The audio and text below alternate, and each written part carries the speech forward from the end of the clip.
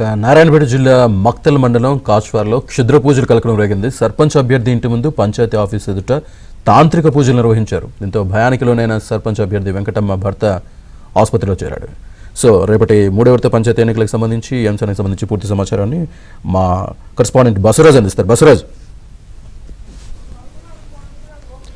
శ్రీనివాస, 3వ విడత పోలింగ్ కోసం ఉమ్మడి మహబూబ్నగర్ జిల్లాలో ఏర్పాట్లన్నీ జరిగాయి. అయితే 3వ విడత పోలింగ్లో 28 మండలాల్లో ఈ పోలింగ్ ప్రక్రియ కొనసాగుతుంది. 28 మండలాలలోని 598 గ్రామ పంచాయతీల్లో ఇప్పటికే 55 గ్రామ పంచాయతీలు యునానిమస్గా ఎన్నుకోబడ్డాయి. మొత్తం అదేవిధంగా 8 గ్రామ పంచాయతీలకు ఎన్నికలు జరగడం లేదు. దాంతో 535 గ్రామ పంచాయతీలకు ఎన్నికలు జరుగుతున్నాయి. అయితే వార్డుల సంగతి తీసుకున్నట్లయితే 5324 వార్డులకు గాను 914 వార్డులు ఏకగ్రీవంగా అయ్యాయి. 60 వార్డుల్లో ఎన్నికలు జరగడం లేదు. ఈ విధంగా 4350 వార్డుల్లో ఎన్నికలు జరుగుతున్నాయి. అయితే ఈ వార్డుల కోసం సర్పంచ్ పదవుల కోసం పోటీపడే వారి సంఖ్య 2131 మంది సర్పంచులు, అదేవిధంగా వార్డు మెంబర్లు 11236 మంది వార్డు మెంబర్ల కోసం పోటీ పడుతున్నారు. మొత్తం ఉమ్మడి జిల్లాలో అంటే 5 జిల్లాలతో పాటు రంగారెడ్డి జిల్లాలోని మాడుగుల మండలంలో కూడా రేపు 3వ విడత ఎన్నికలు జరుగుతున్నాయి. ఈ నేపథ్యంలో 7,95,788 మంది ఓటర్లు తమ ఓటు హక్కును వినియోగించుకుంటారు.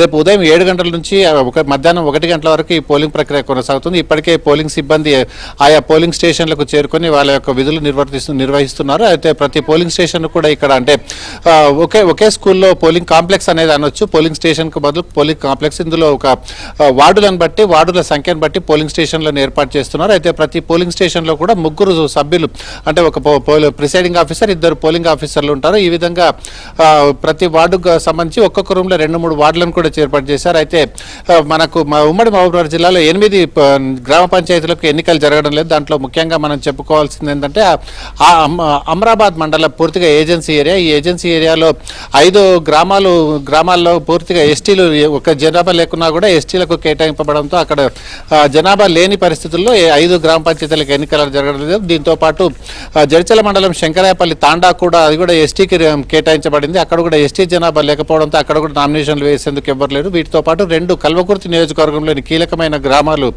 రెండింటిలో కూడా పోలింగ్ ప్రక్రియ ఆగిపోయింది. దాంట్లో ఎర్రవల్లి గ్రామంలో ఇక్కడ ఏదైతే డిండి ఎత్తిపోతల పథకంలో భాగంగా అక్కడ ఏర్పాటు చేస్తున్న రిజర్వాయర్కి వ్యతిరేకంగా వాళ్ళు ధర్నా చేపడుతూ ఎన్నికలను బహిష్కరించడంతో ఎర్రవల్లి గ్రామంలో ఎన్నికలు జరగడం లేదు. అదేవిధంగా నర్సాయపల్లి గ్రామం, మాడుగుల మండలం నర్సాయపల్లి గ్రామంలో కూడా ఏదైతే సర్పంచ్ అభ్యర్థిగా నామినేషన్ వేసేందుకు ఉన్న అభ్యర్థికి అక్కడ ఓటు అంటే గత 2-3 రోజుల క్రితమే అంటే ఏదైతే పోలింగ్ ప్రక్రియ ఎన్నికల ప్రక్రియ కంటే ముందు అక్కడ నుంచి తొలగించడంతో వాళ్ళు కోర్టుకు వెళ్లడంతో అక్కడ ఒక ఎన్నిక ఆగిపోయింది. దీంతో పాటుగా మనకు ముఖ్యంగా చెప్పుకోవాల్సింది నారాయణపేట జిల్లాలోని మక్తల్ మండలం కాచ్వార్ గ్రామంలో నిన్న రాత్రి ఒక అంటే క్షుద్ర పూజల ఘటన సంచలనం చెలరేగింది. అక్కడ కాచ్వార్ గ్రామంలో 2 వర్గాలు అక్కడ పోటాపోటీగా ప్రచారం నిర్వహించాయి. ఇవాళ రేపు ఎలక్షన్ జరుగుతున్న నేపథ్యంలో గత రాత్రి ఒక అభ్యర్థి రేణుకా అనే అభ్యర్థికి సంబంధించిన భర్త తర్వాత మామ ఇద్దరు కలిసి అక్కడ ఏదైతే ప్రత్యర్థి అభ్యర్థి ఉందో వెంకటమ్మ ఇంటి ముందర క్షుద్ర పూజలు చేసి అక్కడ